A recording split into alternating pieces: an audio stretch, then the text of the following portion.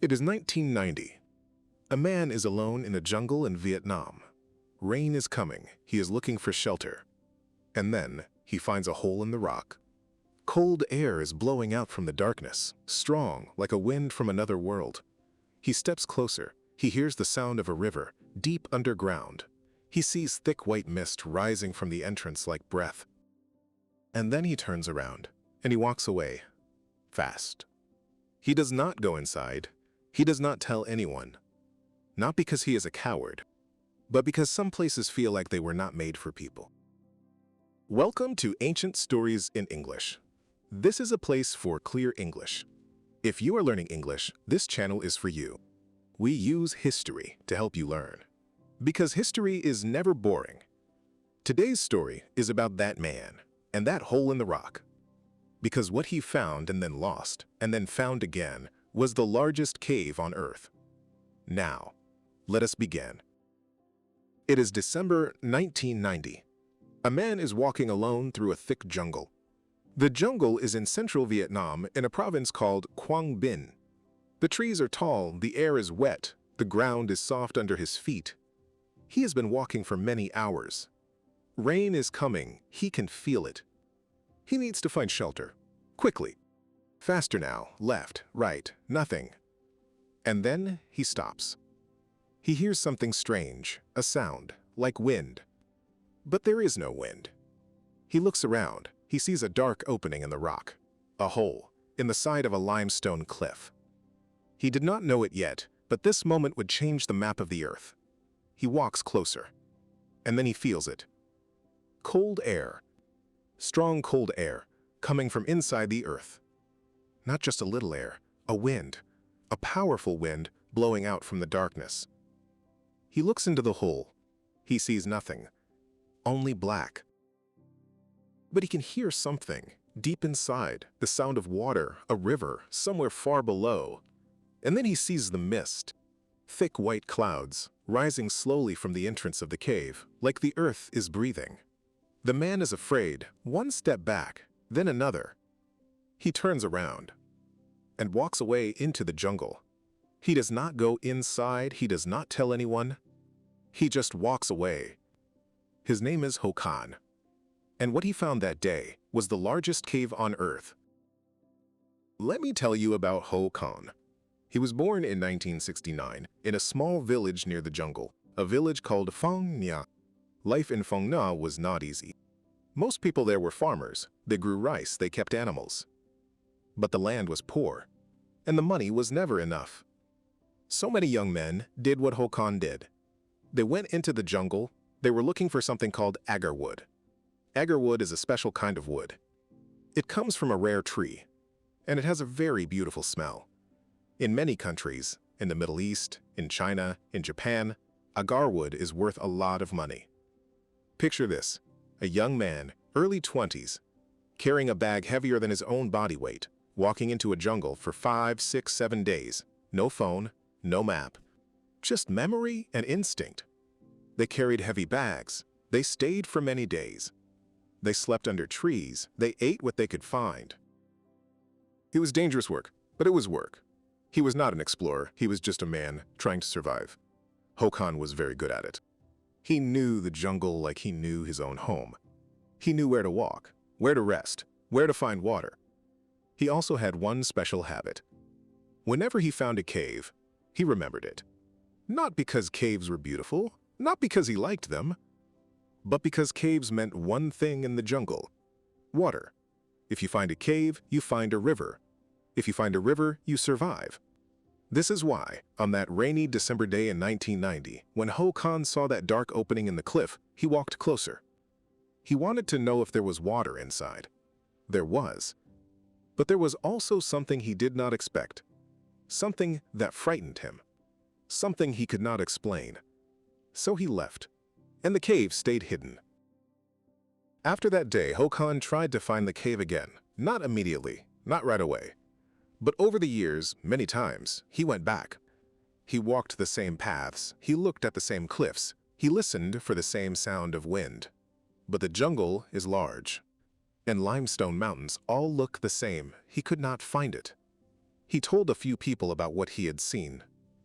A cold wind, a mist, the sound of a river underground. Most people just nodded politely. They did not believe him, or maybe they simply did not care. After some years, even he started to doubt himself. Maybe the wind was just the wind. Maybe the mist was just fog. Maybe the sound of the river was only his imagination. In those years, no one was looking for big caves in Quangbin. The area was very remote, very difficult to reach. The roads were bad. There were no tourists, no scientists, no explorers.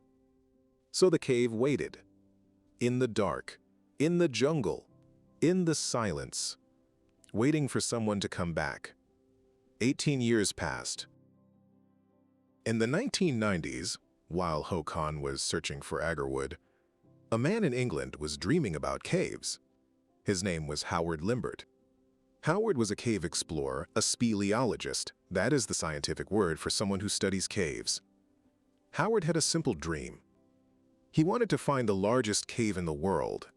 He believed it was somewhere in Asia, somewhere in the limestone mountains of Southeast Asia, where the rock is old and the rain is heavy and the rivers run underground. In 1990, the same year Håkon found the cave entrance, Howard first came to Vietnam. He came with a small team from the British Cave Research Association. They explored many caves in the Phong Nha area. Some were beautiful, some were large, but none of them were the one. Howard kept coming back, year after year, expedition after expedition. Most people would stop after a few tries. Howard did not. He explored hundreds of caves in Quangbin. He had maps, he had equipment, he had patience. But more than anything, he had obsession. Håkon searched because the jungle was his home. Howard searched because the cave had become his life's purpose. Two men, two reasons, one cave. But he could not find the biggest one, because the biggest one was hiding. For 16 years, Howard's team explored the area around two large caves, Hang En and Hang Thong. Both caves had rivers running through them, and those rivers disappeared underground into a gap of several kilometers and came out on the other side. Howard looked at his maps. He thought, something is in between those two caves, something large, something very large. But what? He searched for 16 years. 16 years, and nothing. Until 2007. In 2007, Howard Limbert was walking through villages near Phong Nha. He was talking to local people, asking questions. Have you seen any unusual caves? Big caves? Caves with strong wind? Most people said no, or they described small caves he already knew. But then, someone mentioned a man named Håkon. Talk to Håkon, they said. He knows the jungle, he has seen many things. Howard found him. They sat together, and Håkon told his story. The cold wind, the mist, the sound of the underground river, the dark opening in the cliff, the feeling of fear. Howard listened carefully, and when Håkon finished, Howard nodded slowly. This is it, he thought. This is the one. A cave that produces its own wind, that means the passage inside, is enormous. A cave with its own mist, that means the air inside is different from the air outside, warm and wet like its own weather system. A river underground, that means the cave has been carved by water for millions of years. Howard was certain this was a very, very large cave. Can you take me there? He asked. Håkon was quiet for a moment. I don't remember the way, he said. And that was how the search began again. So Howard waited, and Håkon went back into the jungle. This time, he was not looking for agarwood. He was looking for the cave. He walked into the forest again and again. He tried different paths, different valleys, different cliffs. He found nothing. The jungle was the same, but something was different. This time, Håkon was looking. Before, he had only found the cave by accident.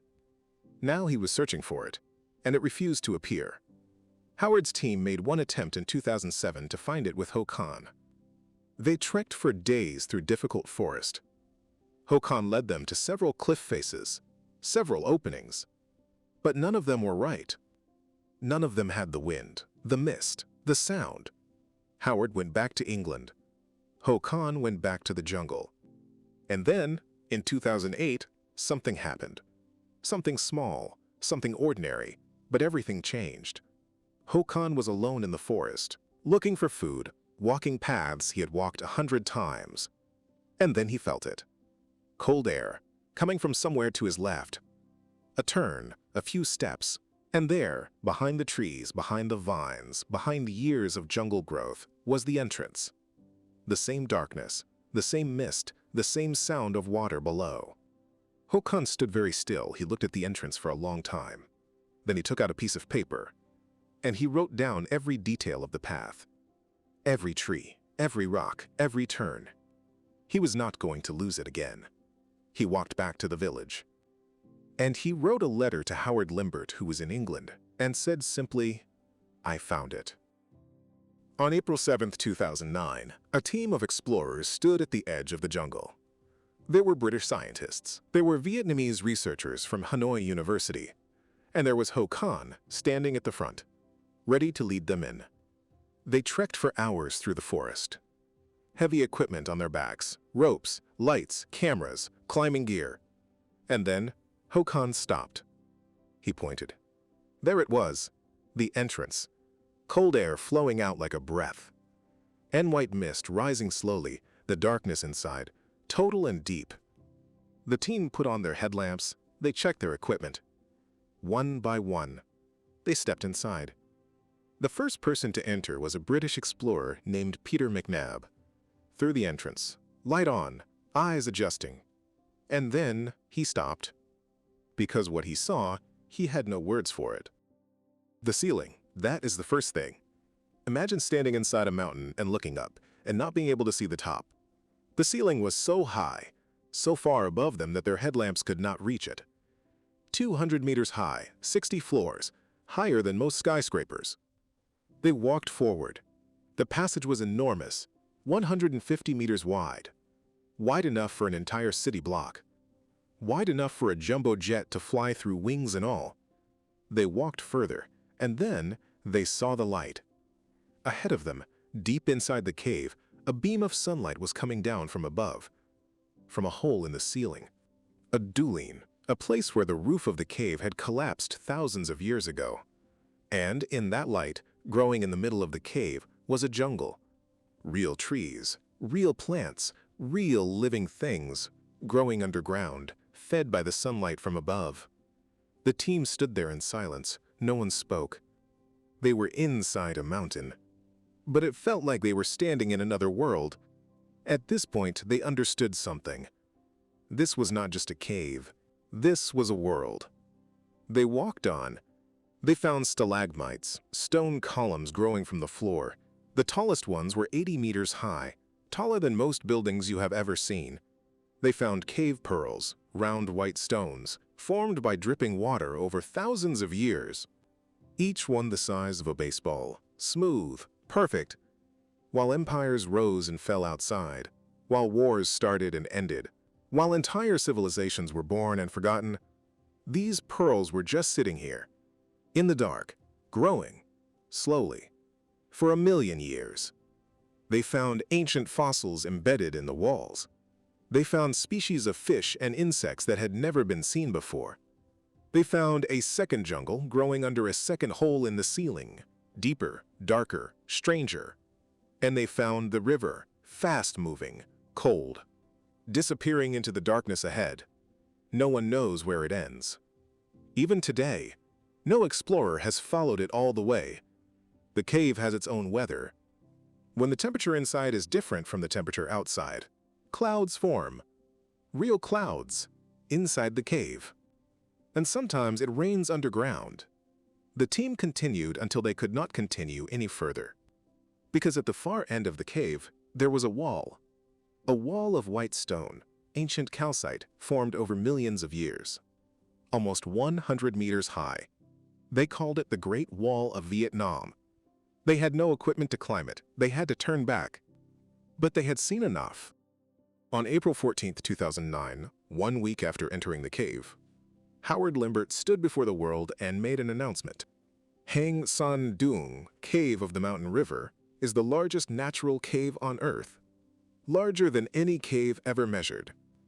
A volume of 38.5 million cubic meters, 5 times larger than the previous record holder, Deer Cave in Malaysia. The news spread quickly. Around Vietnam, around Asia, around the world. Journalists wrote about it. Scientists came to study it. A year later, National Geographic sent a film crew inside. The images, when the world finally saw them, were extraordinary. People could not believe that a place like this existed. On Earth, in Vietnam, hidden in a jungle for so long. In 2013, 4 years after the first expedition, the cave opened to tourists. But only a few. Only 1,000 people are allowed inside each year. Only one company is permitted to run the tours.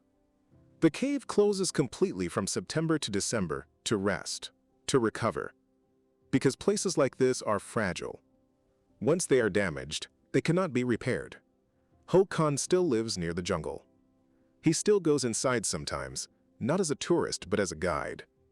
The man who found the cave, lost the cave, and found it again. The man without whom the world might never have known. There is a lesson in this story.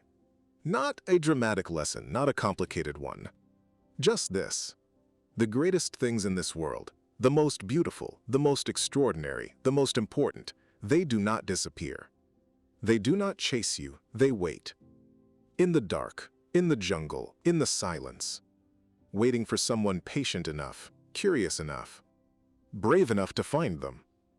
Ho Khan was afraid the first time he saw the cave, so he walked away. But he never forgot it. And he never stopped looking. That is enough. Sometimes, that is all it takes. Thank you for listening to Ancient Stories in English. If this story helped your English, please share it with someone who is also learning. New stories come every week. And I will see you in the next one.